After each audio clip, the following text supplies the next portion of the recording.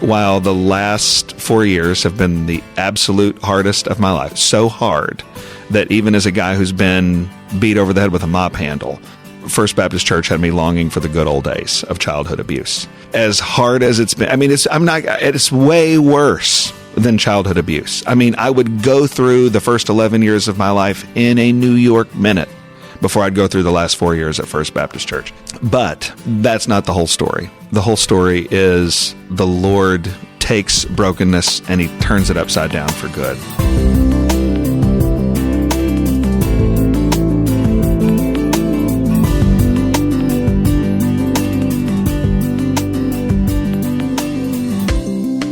You're listening to The Glass House, a podcast that focuses on ministry leaders and their spouses. Ben and I have lived in that glass house for most of our married lives, and it's important to us that we bring you tools that we wish we had. But not only that, we would love to hear from you. Email us at president@lifeway.com. We would love to hear your stories from the glass house. We are live from the Southern Baptist Convention, so you might hear some background noise, but today's topic is one that people love to hear about, which is leading through change. I've heard a saying, everybody wants it to be different, nobody wants it to change. When you're in pastoral ministry and you realize you've got to change some things in the local church, it can be incredibly painful. And today we have Heath and Lauren Lambert from First Baptist Church of Jacksonville, Florida, telling their story and what it's been like emotionally to lead a church through powerful seasons of change. For those of you who may not know about First Baptist Jacksonville, it's a historic church, has widely known among the Southern Baptist Convention as a place where famous preachers have preached. They own 11 city blocks, a massive physical plant campus. And Heath is going to talk about some of the huge decisions he had to make early on in his pastoral ministry and with Lauren's support, leading him through a traumatic season of his life.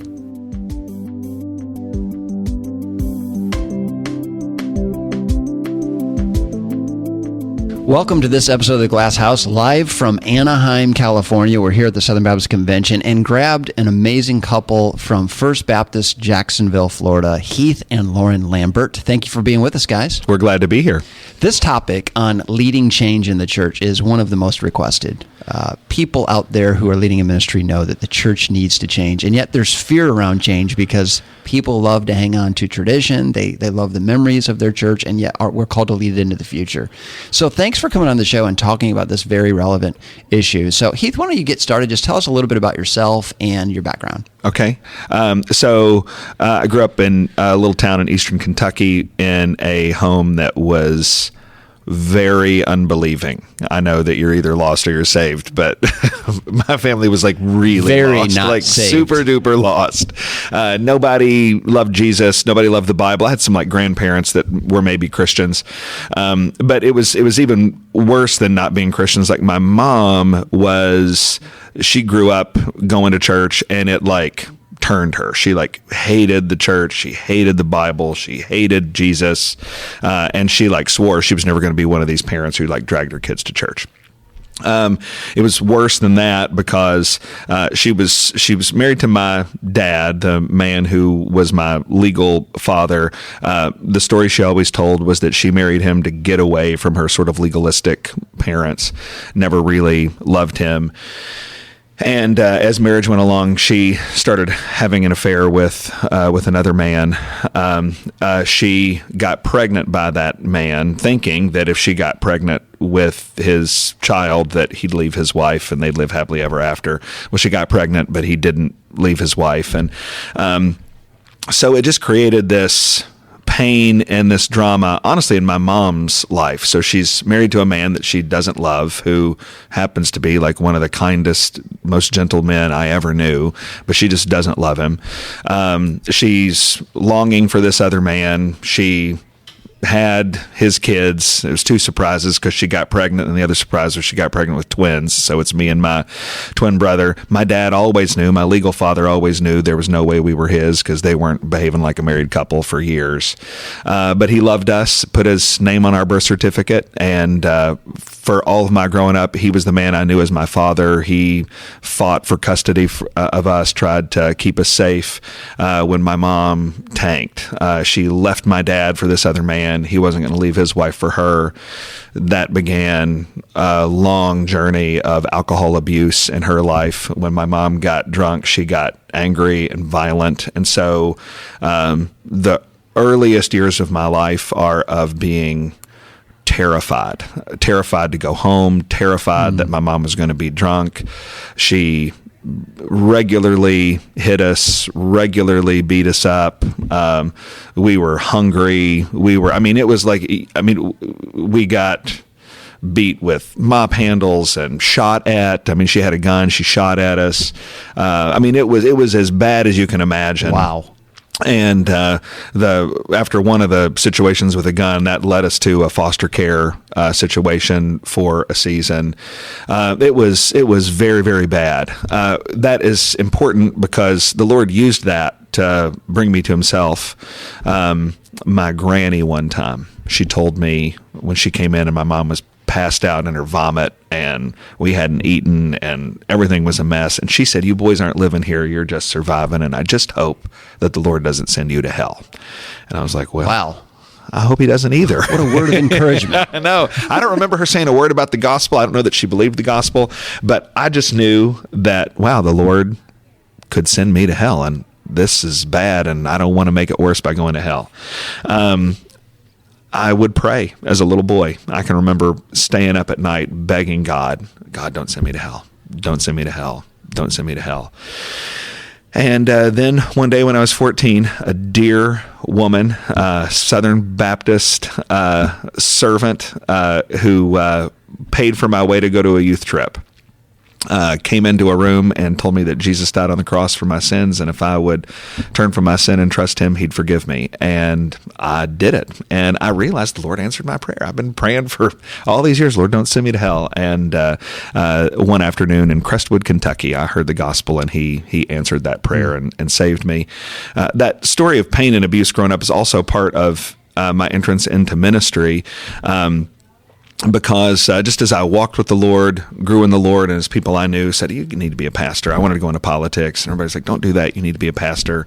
And so I did that. But and I've been a pastor for my adult life, been in ministry for my adult life, and the pain from childhood has been a help. I'm thankful for it, because when I have ministered to hurting and broken people, I've never had to wonder what that's like. Yeah. I've never had to wonder, what are they this upset about? Like, I know what it's like to be hurt. I know what it's like to be afraid of somebody you're supposed to trust.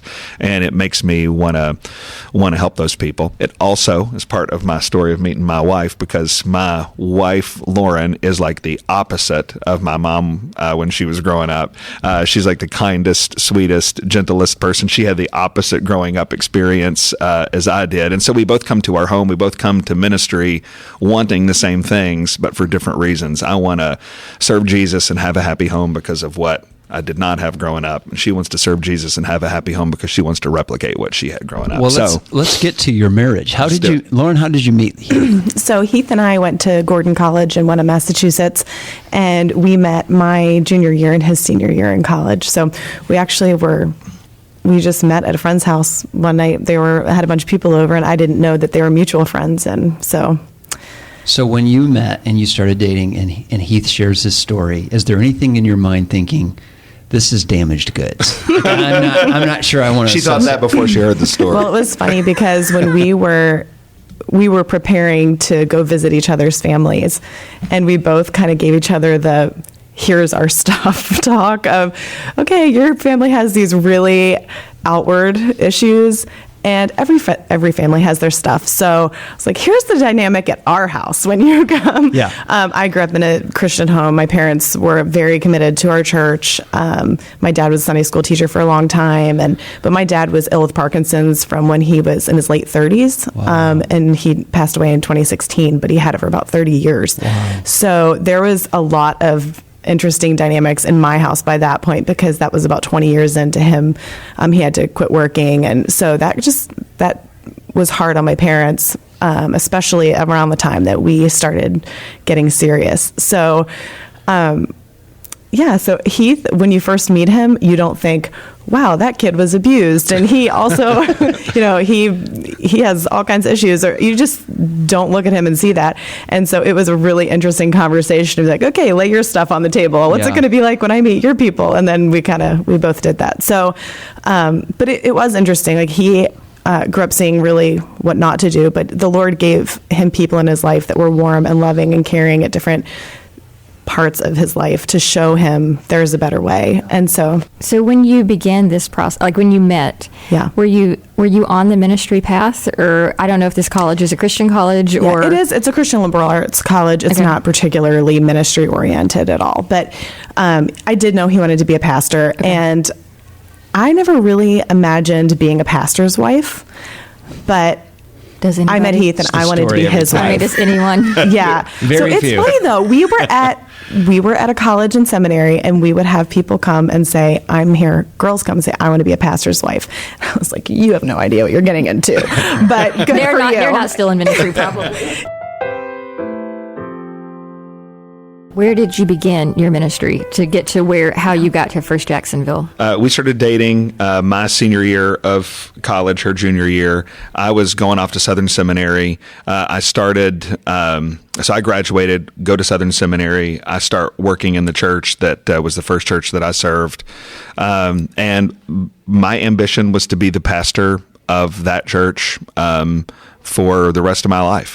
This was like, I couldn't believe it was the church where I got saved. It was the only church where I'd ever been a member.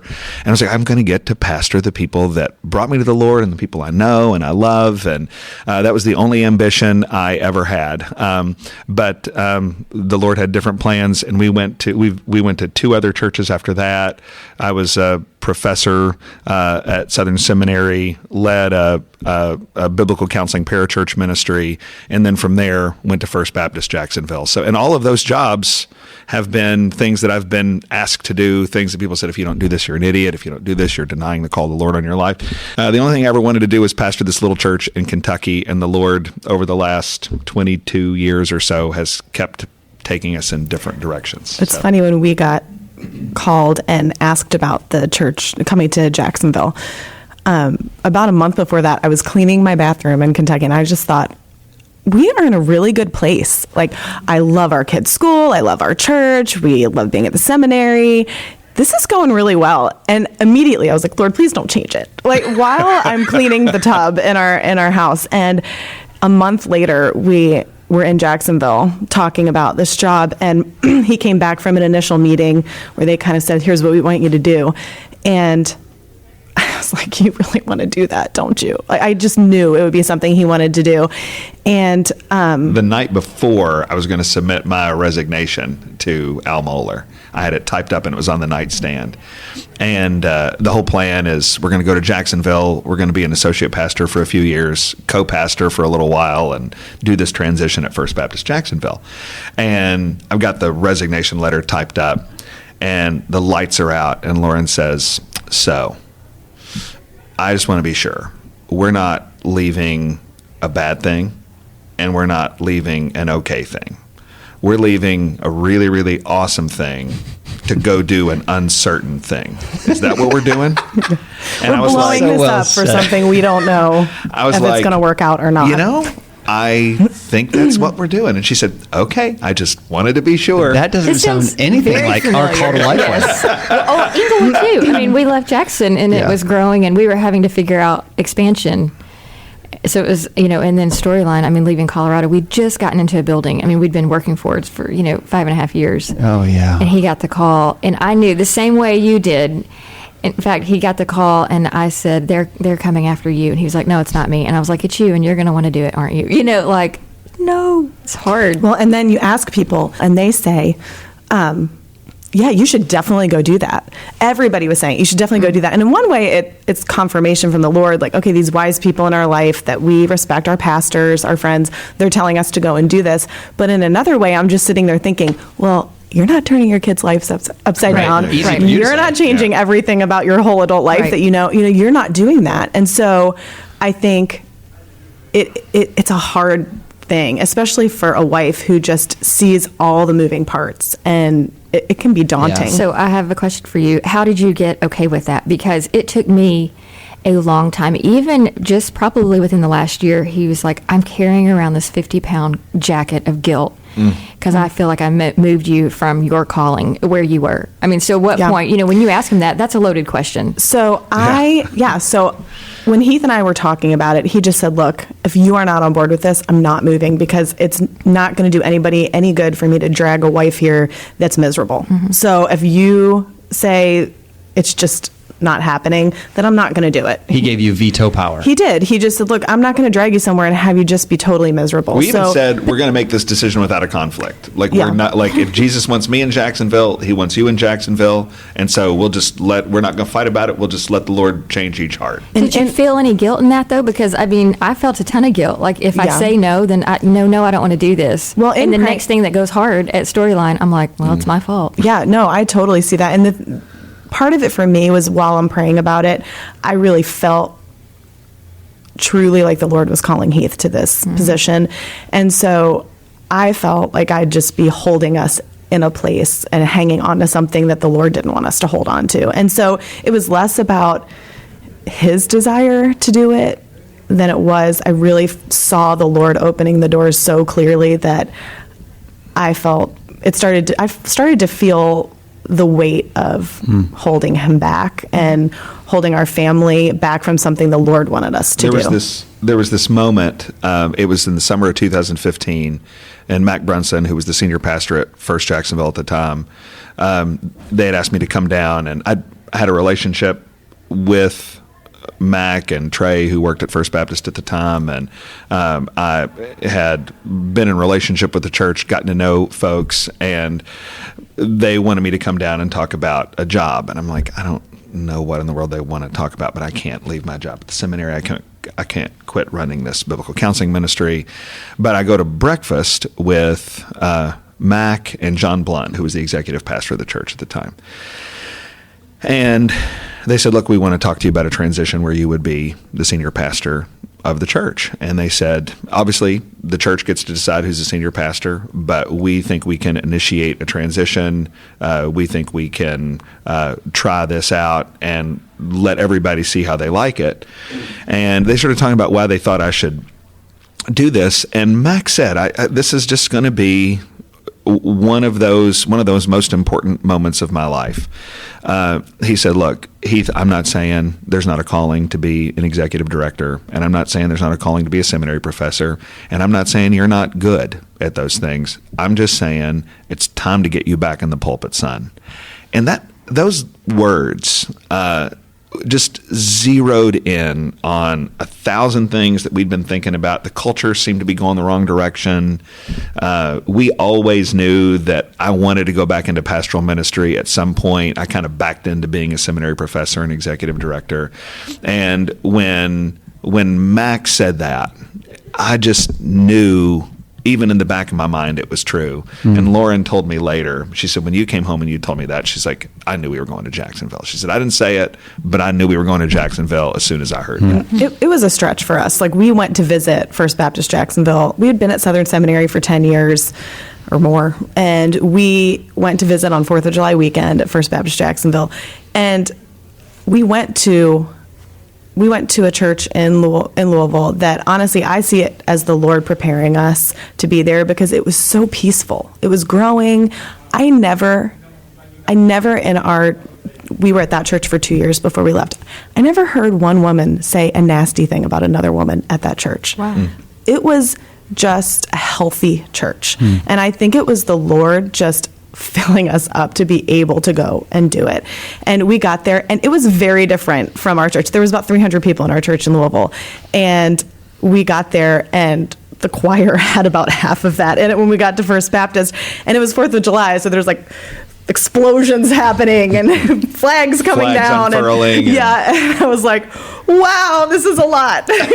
Actually, you can't hear it on the podcast, but she turned to me and she shook her head and she mouthed, no way.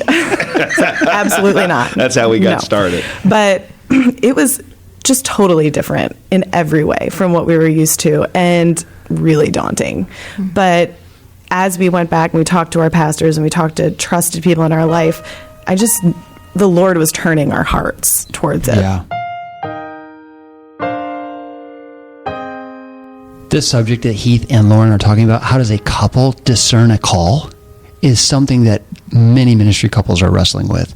Do I take this opportunity that's come my way, or do we stay put right where we are and keep growing the thing in which we are currently leading? Lindley, you and I have done this a couple of times. And when Heath says he gave Lauren veto power, let's talk about that. I think, first of all, it depends on every couple. I mean, every couple does things differently, just like in regards to where you send your kids to school. There is no one-size-fits-all kind of approach. No, there's not. And so I don't have a prescription for every other couple. But for me, when I heard that, I feel pressure. I feel a lot of power that I might handle inappropriately. I know that I talked about this beforehand, but when we made the decision to come to Lifeway, you said the same thing, because we went through the list of pros and the list of cons, and they were exactly equal. And you said, Lindley, I said to you, you just have to make this decision, and I'm going to go along with you, whatever you decide. Because I knew at that point it was, in my mind, a lose-lose. Either I was going to say no, I was going to veto and say no, we're staying in Colorado. But the very next hard situation storyline, you were going, maybe, I can't say for sure, but I felt like you would be resentful towards me.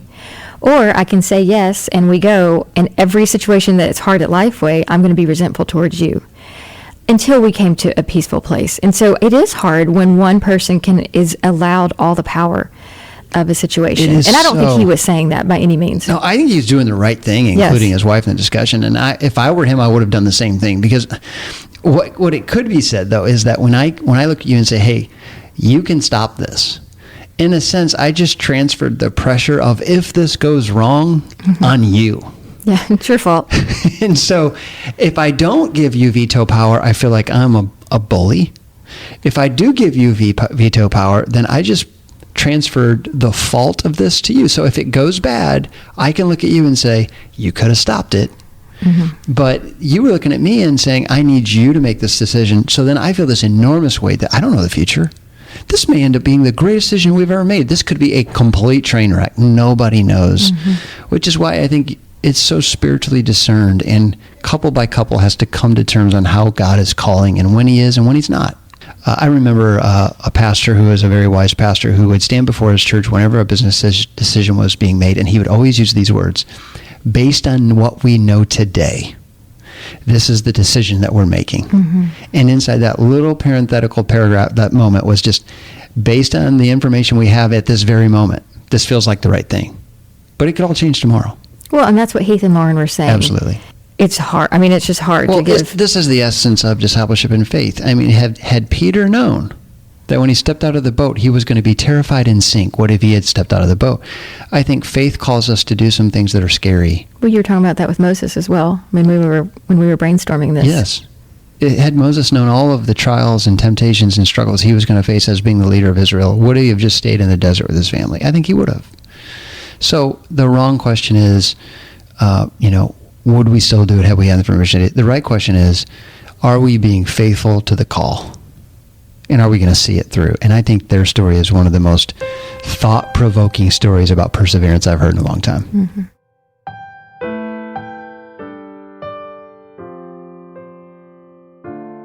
Well, I really want you guys to talk about this, because I heard you share a little bit about this at a conference recently, Heath, of just the trauma it has been emotionally on both of you all to lead a historic church through some huge changes.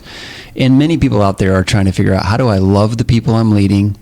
How do I not dishonor the past, but also lead them into a new kind of future? Right. You land, you realize a lot has to change, and yet you don't have time to just preach the word for 2 years. Well, and you're transitioning? Transitioning. So when I showed up, I was not the senior pastor. I was the associate pastor, and there was an agreement that we would move towards a transition, but the time frame on that wasn't nailed down. It got increasingly nailed down as the time went on. It always does. It always does. Was that scary coming without the nailed down timeline? There were a few people the people that were Lauren said, everybody that we talked to said, go. You've got to go. You got to do this. But the people that were the most suspicious said, be sure you have the time frame and the details of the transition nailed down before you go. And those people were right. Those people were yes. right. And here's the thing. The reason we weren't like intending to reject the council, the thing for us was that, hey, we kind of like having it be, because if we go down there and we don't like it, and we want to bail. Yeah. We can. It's easier to do that if there's not a plan Less that's been pressure. voted on. But if we go down there and there's this plan and then we have to back out, so we kind of liked the freedom of having, hey, we don't Let's know try it on for size. Let's try it on for Yeah. size. And that really was the plan. And a couple of things happened right when we sort of landed. The first thing is that our hearts really switched to Jacksonville and to First Baptist. And I knew it because I had to go speak at a conference at Southern Seminary, which when we put the conference on the calendar, I was going to wake up and drive across town and go to Southern. But now, to fulfill the commitment, I had to get on an airplane and go to Louisville. And I was nervous because I was like, I'm going to get up there. I'm going to be around all my friends. I'm going to be back at the seminary, and I'm going to feel homesick for the Yep. place. And it was strange. It was the opposite. I got there and I was homesick for Jacksonville. Well, that's good. And what happened was we just started talking like, so when we heard about First Baptist Jacksonville, we knew about famous preachers and we knew about baptism records in the Southern Baptist Convention and one of the largest churches in the country back in the time. But we get there and we're just like, we really love these people. Like, these are like our folks. And it took about a month to feel like, whoa, we adore these people. So the moment where Lauren was like, no way, transformed into like, oh my gosh, like I can't imagine that we were ever doing life without these wonderful people. Well, and then being back in the center of a biblical community like that. That's right. Is just a whole different sense of closeness It's totally true. than being an executive director. That's exactly right. So, so that started happening, and then we just started noticing things. You notice that, wow, that building looks old and funny, and it smells worse. What does that smell? Like all these buildings that you go, 11 city blocks for the Wow. downtown campus. That's really good to say. Like, It's- talk about the size of the campus. 11 city blocks. Can we add like a peal of thunder when you produce this? 11 city blocks. It was almost 2 million square feet of space. A physical plant that you have to maintain, pay for, update. Yes. And the problem is nobody was maintaining it. And what happened it took a couple of years. There's these slow dawning realizations that this isn't what it looks like. But after a couple of years, the full picture was we were losing on average 5 or 6 people a week. So a good-sized family a week is walking out the door. And The never coming Titanic back. has a leak. That's right. There was that happening. Staff not united. Staff like, this ministry is over here doing this thing. That ministry is over there doing that thing. There's no common vision. There, in fact, worse than no common vision, there is animosity. Competition. Oh, yeah. I'm walking out of my office and I'm looking at pastors screaming and saying cuss words at one another. In a Christian church, screaming and cussing at one another. There was worse things even than that. At one point, I had to fire, in one morning, I had to fire 3 people back-to-back meetings for failure to report sexual harassment and covering it up. Just one morning, I walk in and 3 people are fired 2 hours later. Which you say that comes with backlash because every person has a following, no yes. matter what. And so, yeah. and you can't tell the whole story. We've had this No. experience so much, and so you just have to take it. That's right.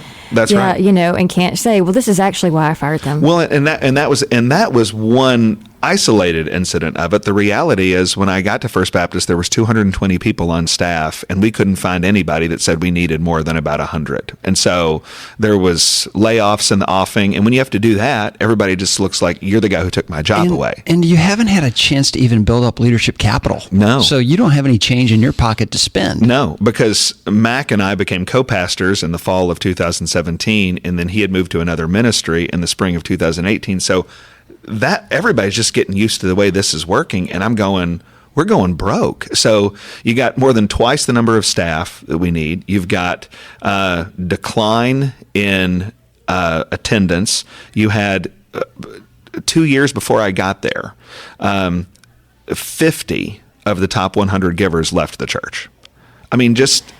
When you said 5 or 6 people leave per week, who is calling those people to say, hey, tell me your experience. What is happening? What kind of feedback were you getting? So that's one of the things that I did. Before I signed on the dotted line that I'm going to be co-pastor and ultimately senior pastor, as I started doing like exit interviews after the fact. And I went to trusted people at the church and I said, I want you to give me names of people who, I'm not talking about people who were there once a month. I'm talking about they were giving, they were involved.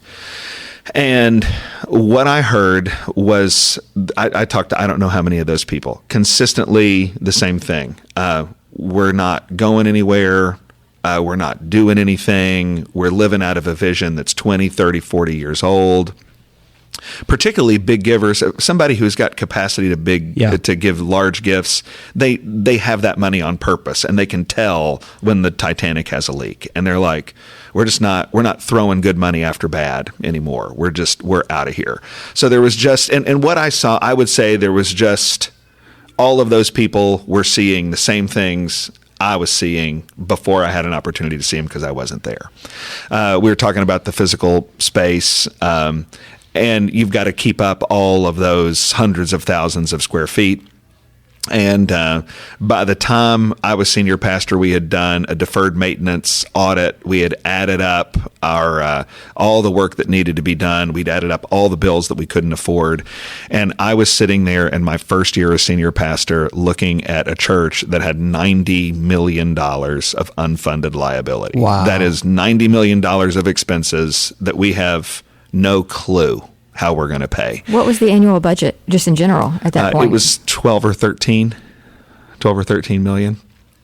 So, yeah, it's not like we had an $80 million annual budget. It was like we had a $12 or $13 million annual budget and $90 million of expenses that nobody knew how to pay. And here's the thing, even if you could raise $90 million, you don't need 2 million square feet of space. We needed about 300,000 or 400,000 square feet of space. So we were double the staff, quadruple the square foot, $90 million of unfunded liability, and I thought I was going to die. Well, and what's wild about the human race, and we are all human beings, is you can put that math in front of people, and you would think immediately everybody's going to see this whole thing's got to change. That's right. The math just is so persuasive. It is. And yet human emotions defy human logic. That's right. Because our emotions think, but how are we going to raise 90 million? We got to keep this thing going. Oh, yeah. Oh, yeah. Well, it's that our daughter was married, though, in that space, and we have to... So that's another thing. Alive. So, I'm giving you all these facts that took me a couple of years to build, but on September the 8th, 2019, a date that is burned in our memory, I went to the church and I told them the whole story. I preached for an hour and a half. I had slides, I had graphs, I made the case. And the church on that Sunday, I'd already pitched it to the deacons. The deacons had come up with this, I called it the right size plan, where we're going to have to lay off a bunch of people. We're going to have to get rid of about 8 city blocks of space. We're going to have to refurbish stuff, and we've got to get into property that we can actually take care of. Deacons approved it. The trustees of the church approved it. Going to go to the church. I think it was thousands of people that voted to approve it. I think 6 people stood. I think the official kind of 6 people stood to oppose it. And we're like high-fiving. Yeah. And we had all of that support for about 20 seconds. And But then what you said is exactly true. People start going like, wait, all of my kids were baptized in that baptistry.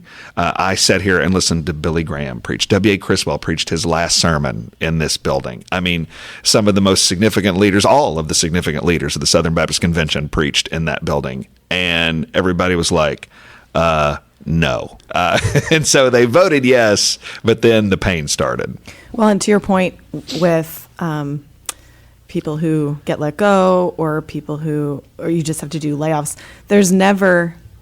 you can't tell any story about it. I mean, you just can't. They just don't work here anymore. But they tell stories all over the place that are patently false, and there's nothing you can do. And there is nothing like being lied about on social media or wherever and just not being able, just knowing something is false and knowing there's actually sinister, terrible things behind that lie and just not being able to defend yourself. One day when Lauren's brain explodes into 1 billion pieces, it's going to be because of this. There's people who have said some of the most pastors who've said the most unbelievably monstrously untrue things about me and other people. They've got a personnel file 2 inches thick, full of, fired for cause, fired for ministry disqualifying things. And they get online and they go to their friends and they circulate petitions and they write emails and they send certified letters. And they say everything you do is a lie. It's hard. That has been a really eye-opening experience for us, even at Lifeway. I mean, there are trusted, in quotation marks, platforms that people follow that we have just said blatant lies about us as well. And we're like, these are Christian organizations who are writing these stories that are lies, and they haven't even asked our side. Yeah. I mean, we said in the last, we asked in the that's last. The thing that kills me. Let's talk. Pick up the phone. We could talk. We're Christians. I mean, there's a recent one been, and nobody said, nobody even asked. And it really is true. The more energy you invest in correcting the narrative, the more you realize you really can't. You just need to keep moving forward and trust that with time, people are going to see the truth. I said 2 things. I didn't even know how true it was the first time I said this on a Sunday night at our church, because there was so much garbage going out. I put microphones on the floor and I said, I had deacons coming up to me like, Pastor, are you sure you want to do this? Homer Lindsay was here for 30 years. He never took a question. Like, are you sure you want to do this? I was like, look, they're texting about it. They're talking about it. Put the microphones there. I don't have anything to hide. Yeah. None of the trash ever was asked to me directly. No. It's always in a corner. It's always a text. I always said always an anonymous person online. I heard this. Yes. I was told, they create their anonymous little accounts. I call Facebook that place which confesses all of the sins I've never committed and none of the sins I actually have.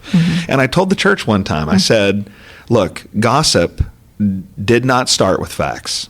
And it's not going to stop with facts, because the agenda for gossip and slander is something different than information. That's really good. It is destructive. And so we need Jesus to protect us from the accuser of the brethren.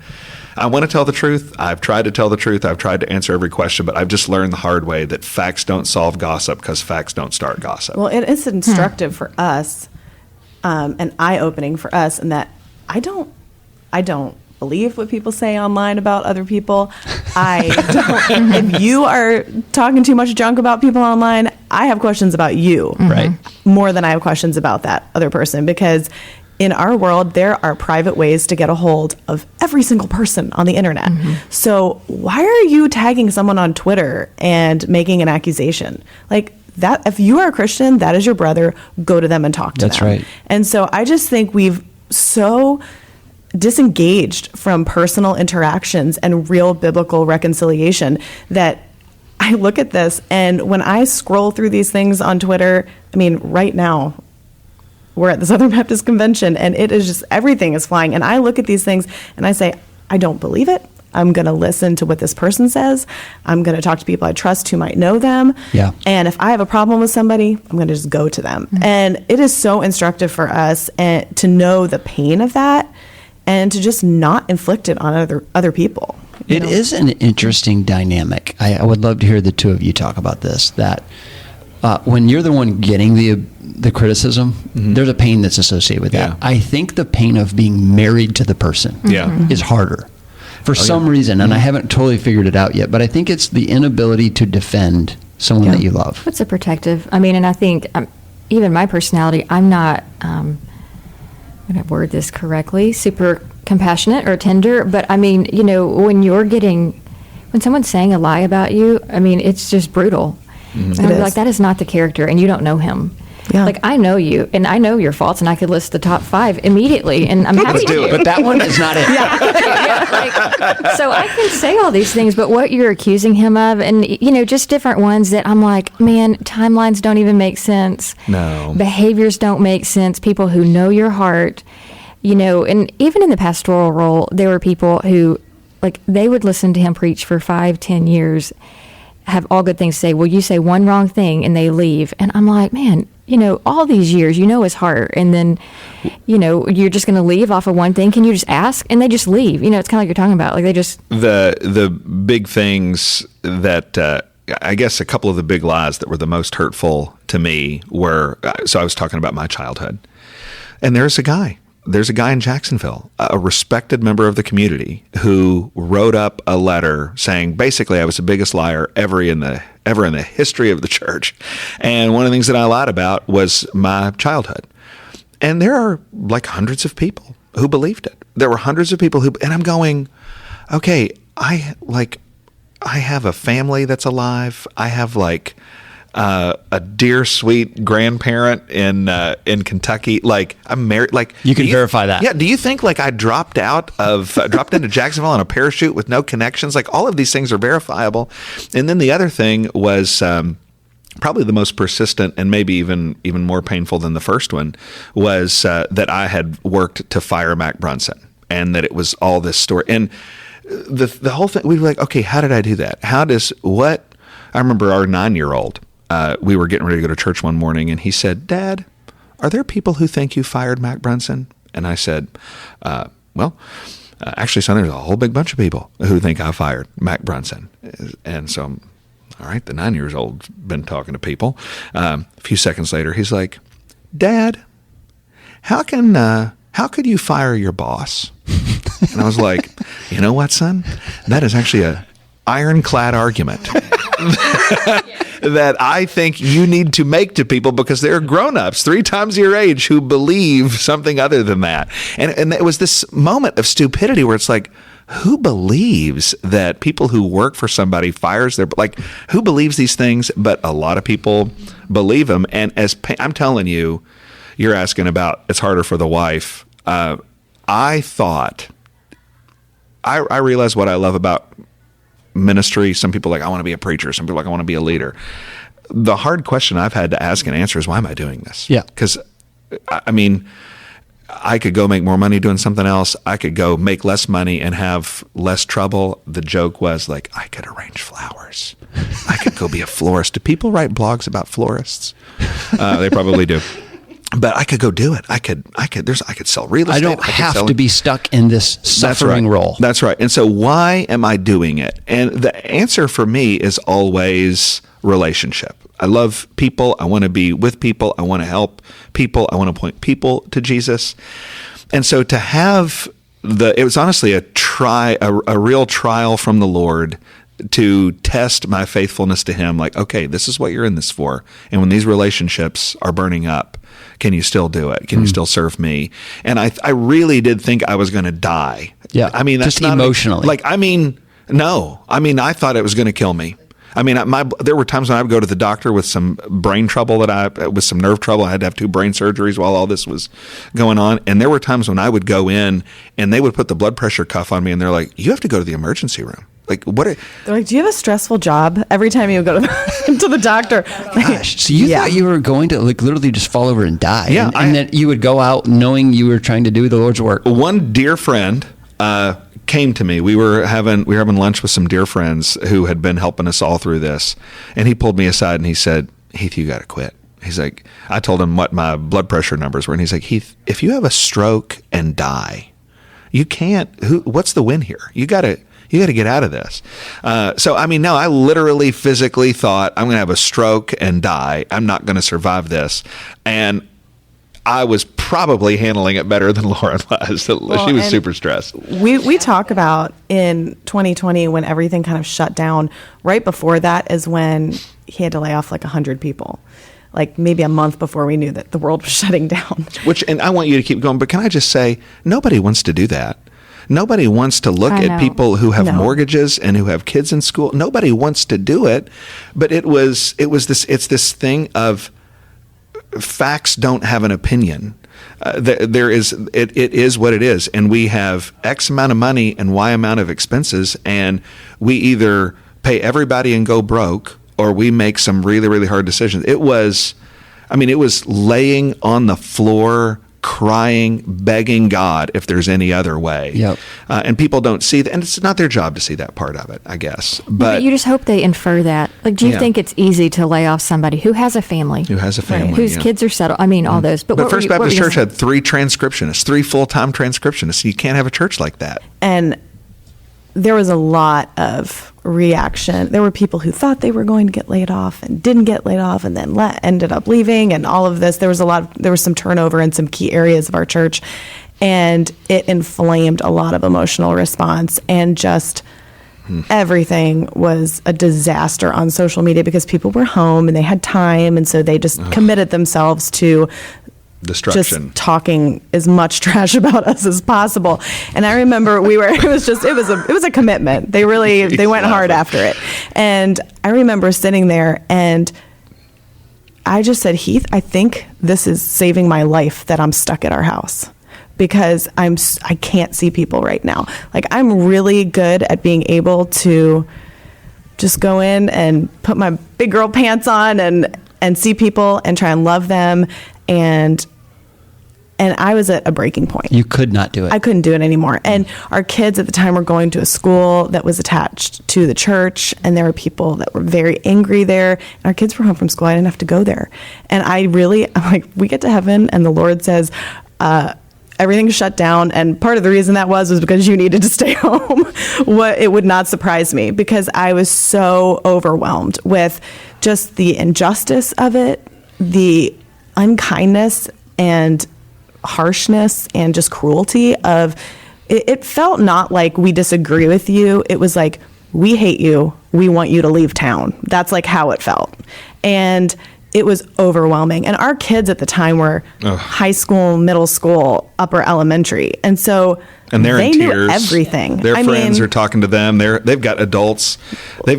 Our kids had friends whose parents said, you're not allowed to talk to the Lambert like our kids anymore. were getting ghosted. Oh my gosh. It was like crazy. And so maybe 20 years ago in these transitions, you could keep stuff from older kids like that because there wasn't social media and all that kind of stuff. And our kids weren't even on social media at the time, but they go to church and school. And so they see the turnover, they see people leaving, they see people ghosting and not talking to us. And it was terrible. And so for me, it was like, I think the Lord is preserving me by shutting it all down. You right needed now. the solitude. Yeah. I think what's so interesting about this with moms, the mom perspective too, is that like we just interviewed our daughter who's 18, and I'm like, are adults wondering the repercussions of their behavior on our kids? Because I mean, I'm sitting here listening to that, and I think, will your kids want to stay with the church? Yeah. I mean, my kids, Ava at 18 is reading some of these reports that come out of the SBC, and she's like, why would I stay SBC? Like, tell me the motivation behind that. There was this one point, all of my kids have cried with me about something that happened over the years. The boys were a little bit more, tough about it, angry tears. And that was one of the benefits. One of the benefits was that our family got closer through it. What I always say is when the people who see you without your shirt on, when they still love you and trust you, everything's okay. But one of the low points, there was a lot of low moments, but one of the low moments was my daughter. She's 14 now. Was she 12 when this happened, or 13? I forget.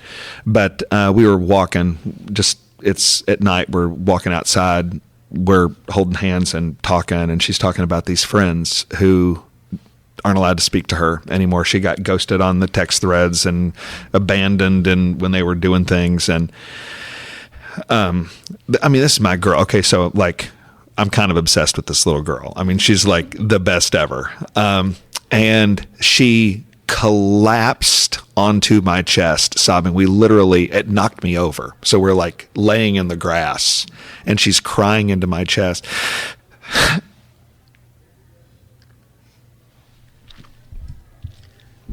She says, Daddy, I have lost all of my friends because you're my dad. And that was another one of those. I really didn't think I could make it. I'm thinking, God, what am I doing? I mean, she showed me a picture. She showed me a picture that she took with her friends, and she showed me how none of them are speaking to her anymore because of all of this. I wish everyone listening could have been here in person to see the pain on Heath's face and the tears in Lauren's eyes as he explained that situation. It was gut-wrenching. I could see the entire episode playing out in his face again. Like that pain is just as raw today as it was when the day that his daughter said that to him. Mm-hmm. I mean, to have a child say, I have lost all my friends because you're my dad. I mean, that's a lot of a weight to carry as a man. And to think then, why am I doing this? What am I doing? And some of her friendship issues were from her friends' parents, was my understanding. And so you have adults, that are adding pressure to another family situation, which is, wrong in itself. This is just like the discernment of call. There is no playbook here. The Lamberts were doing the absolute best they could with the situation that they had been handed. When your kids are suffering like that, of course you count the cost. Mm-hmm. Is it worth it? Not just to me. I have to count the cost for my whole family. What are the long-term ramifications of staying in this seat? And I was just blown away by the faith that they've demonstrated through this thing. They continued to feel confirmation in their situation that God had not called them to quit. Despite his physical challenges, their family challenges. We did a whole episode with Holly Knight that was titled, Am I Ruining My Kid's Life? Essentially, is ministry ruining my kid's life? And we don't want to make it so pressurized that there are not families out there whose kids are having a good experience, because there are, and you can definitely find them, and there are really loving churches whose family situation is very healthy, but there are also very hard ones, and we have to consider those as well, and not just assume that this is an easy life for children to bear. And this is not just ministry. Think about nurses during the pandemic. How many of them thought, is this still safe for me to do in this situation we're in? I read presidential biographies, so I'm listening to Barack Obama's biography right now. And he talks about how much Michelle begged him not to enter into politics, particularly the presidency, because she knew what it would do to their family. Mm-hmm. And so anyone who's called to a place of public ministry like a pastorate knows that there's going to come a day when I have to ask myself the question, is this still the best thing for my family? And am I going to stay in this role despite it's a hot seat? Well, and we talked about that with Holly. How do you raise a family when they've gone through such hardship at that age to want to stay within the church? Like, how does he convince his daughter this was just a one-time situation for our case, but there are good people out there and you want to stay with the church? I mean, what makes her not just say, I'm done with this? Like, as soon as I'm out of the house, I'm not going to be a part of this anymore. And it goes on to more. I mean, Elizabeth Elliot losing Jim because he was convinced he was called to serve that tribe. It's difficult to know in the short term whether what you're doing is right. Sometimes decades have to pass before you look back and say, I wanted out worse than anything, but it forged our family's character in a way that nothing else ever could have. The Lambert story reminds me that a call to follow Jesus is a call to suffering. Paul said, I rejoice in being in fellowship with his sufferings. And so I could foresee a story in which Heath's kids grow up and look back and say, I am who I am today. I have resolve. I have perseverance because I watched my daddy take such abuse by religious people and he never gave up. That's the story that we hope is told one day. And I think that's the story that Heath and Lauren are holding on to, believing that one day it's going to happen. I think that's a really interesting take, because we can be a fear-mongering group, to where everything is going to ruin their life. Well, what if it really restores them? What if they see their faith that their dad and mom had to have and think, I want that. I want to have that sort of resolve that you don't run from, hard things. So, it can go both ways. We all face moments where we want to hit the eject button so badly. Our finger is on the button and something keeps us from pushing it. And I think there are a lot of people out there listening who are in that moment and God is saying, just hold on, it's going to get better.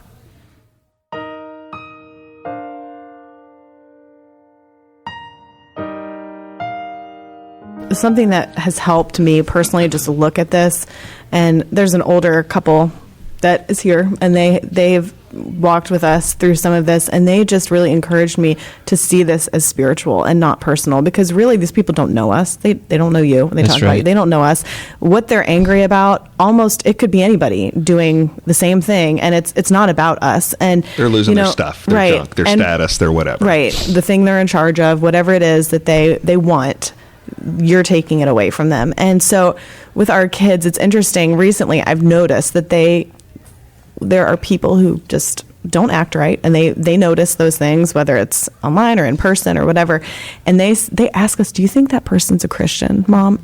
And I actually am really glad they're asking that question. It's a legit question. It is. It's a legit question. I want them to look at that person and say, okay, that's not how Jesus wants you to act. If Jesus has changed you, you don't act like that. And so if they're questioning that, I'd rather them question that person's salvation than question the goodness of God That's who good. would change them. And so, we've talked about a lot of things, but, it's the idea of Romans 3. Does their unfaithfulness nullify God's faithfulness? By no means. And so God is faithful and God is kind, and he does not treat people the way these people are treating them. He is not unjust, and he says true things. His word is truth. And so those are the things that we've really tried to say to them. And look, we are in ministry and we are sinful people, and we don't say the right thing all of the time. We don't think the right thing all the time. We don't have the right feelings all of the time. And so we're trying to extend grace in our conversations with them, just to not burden them with bitterness. And it's not all up to us, because they live in a world where things are coming at them. But as far as it's up to us to try and say, look, we're going to extend grace to these people. And I always tell them, look, the darkness always comes to light. So the Lord is not going to tolerate injustice always. Yeah. And so you can be sure that, look, you know us, you know it's true, and we can let the Lord sort that stuff out. Can I ask you about the physical ramifications of the ministry? Because over the last 3 years, I have felt a lot of physical challenges since taking on the role at Lifeway. Heart palpitations I've never had before. Insomnia like crazy. I've always been a great sleeper. Waking up at 3:30 in the morning, not being able to get back to sleep, and then at 7 p.m. I'm just checked out, exhausted. Over time, that begins to cause you to ask the question of, like, is this even physically safe for me to stay in the ministry? I have a feeling through COVID, there were a lot of pastors and ministry wives that were asking that question. In fact, we saw a lot of people walk away from the ministry during COVID. Say, I'm done. Where do you draw the line? For example, Paul gets lashed and says, we counted it a joy to suffer for Jesus. How did you work through that? Or how did you as a couple think, okay, at what point do we need to get physically healthy? So, first of all, I've had an out for years. So a family that's a guy who's still a close personal friend, he told me before I even came to Jacksonville, if it doesn't work, I got a job for you. And you had an escape hatch. What he would pay me is a lot more than I make as a pastor. And I'm like, hey, every now that's a blessing and a curse, though. Yeah, that's right. Yeah, it's like, here, Adam, have another bite of the forbidden fruit. That's right. It's like, is this a temptation or a blessing? But I will tell you, so I've had these 2 brain surgeries. I couldn't even talk to the church about this because they had all these problems, and I didn't feel like I could go and be like, hey guys, I've got to go. I'm having an MRI a week, and I'm talking to every neurosurgeon in the state of Florida. But I have this compressed nerve in my brain that is a result of a dislocated cluster of blood vessels. And every time my heart beats, it's just more nerve damage because that blood vessel pulses and it causes spasms on the right side of my face. And I make funny faces. I look like Popeye the Sailor Man some of the times. And I feel discomfort and like electrical waves in my head. And it's unpleasant. It gets worse because every time your heart beats, it bangs on that nerve again. And so I haven't said it the way I'm going to say it to you, but you asked me a direct question. I haven't said it to my church because I don't want anybody to feel bad, but a bad situation at your church can't make your blood vessels relocate and damage a nerve, and it makes your heart beat more. That's the thing. So the doctors are like, this is a blood pressure game. Like every time your heart beats, and the faster it beats and the harder it beats, you've got to get rid of stress. And so this sort of problem that I've got is often uncovered with people who are going through a season of tremendous stress. And so we had this moment where we have 3 different people from around the country, and they're like, Heath, you can't. You got to stop. You got to stop. You're killing yourself. You can't have a stroke. If you die, if your reputation is destroyed and you're of no further use, what good is this? And so there was the same thing. There was sleeplessness. I mean, I went years where I was getting like 3 and 4 hours of sleep a night. I'm a physically different person than I was before I came to Jacksonville. I am not as vibrant as I used to be. I mean, it took some years off my life. And I will tell you, here's the way I'm thinking about it. I'm not saying it's the right answer for everybody. I'm saying this is, as I have gotten literally on my face before the Lord, I have said there's been moments when I want out. There've been a few moments when I was this close to saying, where's the ripcord? Because I'm going to go work for my friend and make more money. Enough. That's right. But here's what I think about. I think of Jesus. I think of Paul. I think of Elijah. I think of Hosea. Mm-hmm. These guys, they didn't get to quit. And if they had quit, they've had it worse than I have. I had a church member call me one time, and he was reading about Paul being mistreated, and he was endangering the country and endangering the city, and stoned 3 times. He's like, I was reading this, Pastor, and, we're treating you pretty good at First Baptist Jacksonville, so you be thankful. And I was like, you know what? That is actually a good word. You haven't been stoned yet. Yeah. I haven't been stoned. The bar is super low, apparently. That's right. But I'm thinking, like, none of those guys did quit. Hosea couldn't quit. His ministry was this horrible situation with his wife. He couldn't even quit. And so I'm like, you know what? If this ministry costs me my life, I'm going to serve these people. And if I perish, I perish. That has been my prayer to the Lord, and that has been my commitment, with this one caveat. Lauren also has a veto on this. And if Lauren says, I just can't do it anymore. And there was one conversation we had. We told this story. After those people came and said, you got to get out. You're dying. You can't make it. These people are not worth it.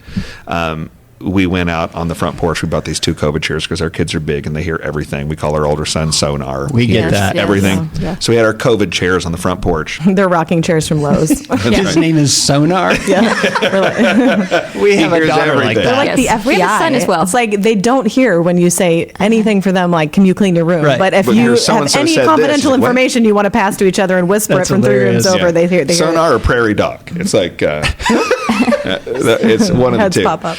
But so we went out on the front porch, and I looked at my watch when we started talking. I'd also had a couple of job offers that had come in, and we're like, maybe this is. It's like this thing. Is this the Lord or is this the devil? Which one is it? Right. I looked at my watch when we started talking, and I looked at my watch when we stopped talking. It was 29 minutes. So we had a 29-minute conversation about leaving, and we both agreed we cannot leave these people. If we leave now, we leave it worse than it was when we found it. And our commitment is, at a bare minimum, I want to give my life to the people at First Baptist Church Jacksonville. And what I really want to do underneath that is leave a better situation for the person that follows me than the situation that I inherited. And we just said it would be an act of faithlessness and betrayal to these people to leave high and dry. That's right. So we've been willing to trade health and safety and well-being for That's incredible. I think something that has helped, I think in the last couple of years, we've had seasons where we've felt at capacity and felt just relationally so wounded. But at the same time, the Lord has really done things in my heart, I know, to help me to not move forward that way. And so I think one of the things that has really helped me is just letting go of caring what people think about me. Yep. And I think I have to fear God and not these other people or what they say, or really just let that control my mood or control my heart towards people, because people are just going to be sinful. And so if that's always controlling how I feel, it's not going to be any good. And so something that I love about Heath is that he fears the Lord, and he does not fear other people, and you make hard decisions when you do that. And I definitely feel the stress of some of those hard decisions, I feel like. But at the same time, there's a psalm that says the friendship of God is for people who fear the Lord. And so, I want to be a friend of God, and I don't have to be everybody else's friend. I have to love them. I have to care about them. I have to want them to trust and know the Lord, but not everybody's going to be my friend. And the most important person that I need to feel closeness with is the Lord Jesus. And so I had to let go of really caring if people liked me or not. And you know what? The good thing is there are so many wonderful, sweet people at First Baptist Church that love us and hold us up and care about us and just encourage us and tell us how wonderful they think we are and all of those things. And that is such a blessing from the Lord. But my mood and my attitude towards the church can't rise and fall depending on it. Well, in fact, here's a story I'll tell about that. So this was a couple of years ago, and Lauren's mom had come to visit. And I can't remember, there were so many disasters and explosions and train wrecks and multiple car pileups. I don't even remember what horrible disaster it was this particular Sunday that she was there, but it was some catastrophic something or other. We always said at First Baptist, what happened this week would be the story of any 5-year period at any normal church. But here it's just Thursday at First Baptist. So some horrible train wreck had happened. I'm dealing with it on Sunday, and Lauren and her mom and the kids leave to go to lunch, and I'm going to follow up after I mop up whatever collapsed on aisle 7. So I come in to the restaurant, and I sit down. Lauren's sitting there, and her mom goes, Heath, if you had known all of this was going to happen, would you have still come to this church? And I was like, no. What are we, nuts? No, I was like, I'm not a masochist. I'm not like some weird sadist who's like, yes, give me some pain. No, of course not. But that is also not the right question.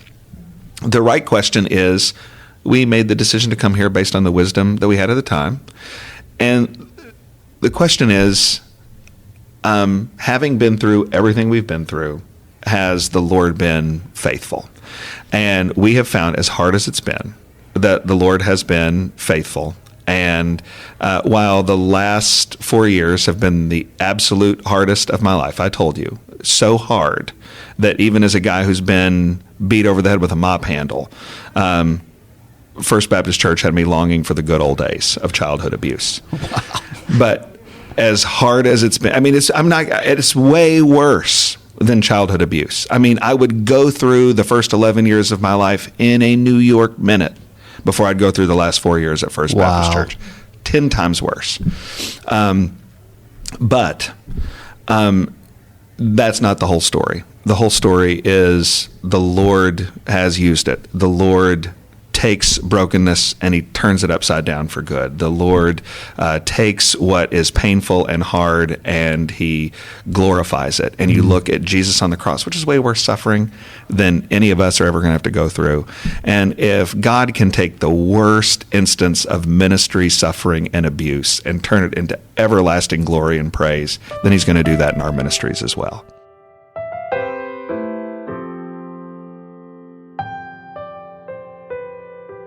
So give us an update on how things are going at the church now. Really, they're going really well. When I came back from my first brain surgery in the fall of 2020, so I was out a month having that and recovering, and I came back and I walked into the pulpit and everybody started clapping. And I was like, what in the world? Wow. And like people were crying and giving me hugs. And I was like looking around and I was like, do you know what? I think everybody who like wanted me dead has left the church. And it's like this, you feel this like release off your shoulders because it's like, my people are my people. That's right. And this is the church that the Lord has for us. And I don't have to like brace myself in the hallway to hear whatever nasty thing or whatever. It's just like these are the folks that the Lord has for us to move forward. That was the fall of 2020. Since then, we're nearly complete with all of the physical plant stuff that we've needed to do to get on property that we can afford, with staff that we can afford. Our church is growing and reaching people. In fact, just this past Sunday, I realized we were walking to the car after church, we'd stayed 45 minutes after the service was over and was talking to people. And I realized every single person that I just talked to that came up to me after the service is a new person from the last couple of weeks who one family said, we moved from Missouri because we wanted to come to this. We've been watching you guys online, and we were like, we're selling the farm in Missouri, and we're moving to Jacksonville to go to this church. Everybody I took, not everybody was doing that, but everybody was like a new family, a new person who were like, we want to go to this church. And I'm like, oh, Lord, I'm so thankful. So we are starting to see real, and even the folks who have been there for decades. You tell me if this isn't true. You throw a flag on the field. Every single individual, every single couple, every single family that we've had any kind of extended conversation since last summer, they say, we've been at this church for 20 years or 15 years or 40 years or whatever. And I've never been as excited about our church as I am now. And I know this was painful. I know people did horrible things, but our church is better than it was before, and the Lord was getting rid of stuff that we didn't need. And you know what's cool about that is the people who watched you all endure under that and saw that you stuck it out, they will never question whether you're committed to be their pastor. Well, it's endearing. I mean, they're endeared to you now. They know what you hate. And they're endeared to us. Yeah. So it really congealed us together. Suffered. You know, they lost friends who left our church that they were friends with for 10, 20, 30, 40 years. And I think for us, we're seeing where the church is now, and they see it. They feel the weight lifted of all of the relational difficulty of the last few years. I mean, one of the kind of intangibles, I guess, is people are in a good mood at church. I mean, it feels weird to say that, but it's not always that way. And so people, when we go to church, people are happy to be there, and people are excited to serve, and people include other people in what they're doing and in their dinner time table on Wednesday nights and in inviting people to their house. There's new people coming in all the time, and they're getting pulled in by other people. We have a couple that came during COVID, and they watched online, and they actually came to a service right before COVID was over, and it was a hard service, and we had to address some of the things that were going on in our church. And they were like, we don't know what's going on, but I think maybe we should not come back. Well, everything shut down, and they decided to try again after COVID, and they came to Wednesday night family service that we were having. And they said, we walked in and people saw us with our 3 little kids, and they came and helped us and invited us to sit with them. And within a week, 2 different families had us over to their house because they knew we were new in town and we didn't know anybody. And they had kids our age. And they said, we just immediately, within 2 weeks, thought, this is our church. This was. Pastor told us, you know how you get sick and you throw up and you feel better. He's like, your church needed to throw up. Yeah. It reminds me of the quote from Winston Churchill, who said, if you're going through hell, just keep going. Yeah, that's true. I feel like you guys just kept going, and now there's a new day that's dawning, and that's exciting. We're excited to see about the future. So let's finish with this. There's a couple out there right now listening to this episode who identifies with your story painfully. What do you say to them today to give them, what's a word of encouragement you might offer to that couple? I would say that the Lord always, without fail, it's part of his job as God. He always gets the chess pieces on the board where he wants them to be. You are where the Lord has you. It might not be where the Lord has you in 6 months or in 10 years or whatever, but there are no mistakes. There are no accidents. Everybody in the history of Israel, everybody would love to be King David or King Solomon, but only King David and King Solomon get to be King David and King Solomon. Some of us we just need to pray that we'll be Jehoshaphat or Hezekiah and really, really try not to be Ahab. Like, don't be Ahab. But sometimes it's your job to be the faithful person in a hard season. And that is just as beautiful and wonderful in the eyes of the Lord as the people who preside over this wonderful season of faithfulness. And the Lord has entrusted you with that job. He didn't entrust your predecessor with that job. He entrusted you with that job. And so receive that from the Lord. Allow him to humble you. Allow him to test what you're really doing in ministry. Look, a lot of us go into ministry because we think people are going to respect us. We think we're going to do fun things. Some people think they're going to make money. And the Lord is kind to you when he strips away those ministry temptations, and you can sit there and you go, you know what?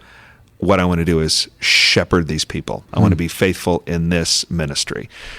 The Lord's kind when he strips those idols away. And I would say, read and reread and read again the Psalms. The Psalms are about righteous people who confront enemies. I am alive today. I'm not speaking metaphorically. I am alive today because of the grace of God through the Psalms.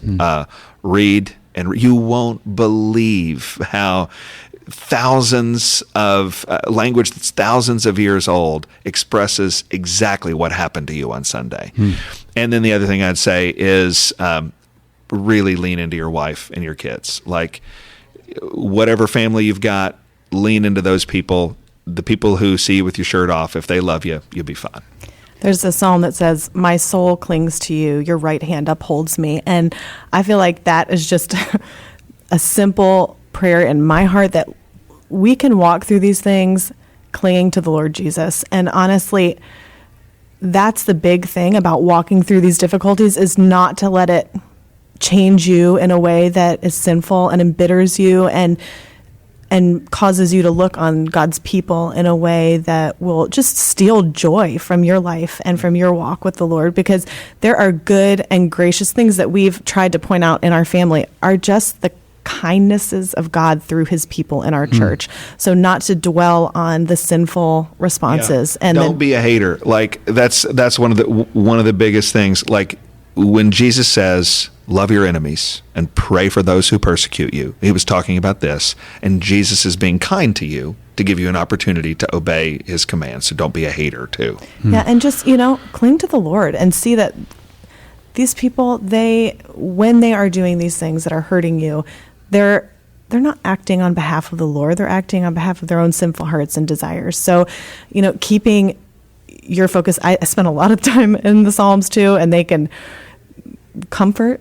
They can kind of really instruct you. And I think there were just times when I thought the simplest thing I can do is to cling to the Lord, because I can't handle this on my own. I can't absorb these emotions and these hurts without the Lord Jesus protecting me and comforting me and walking with me through these things. And he sees and he knows and he will defend us.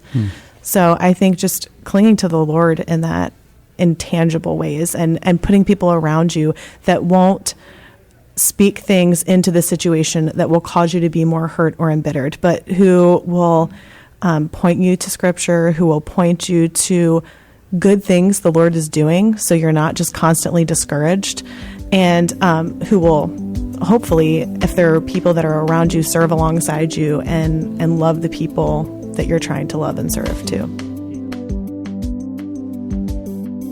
Thank you so much for listening. If you're enjoying the podcast, would you consider leaving us a rating or a review wherever you listen to the show?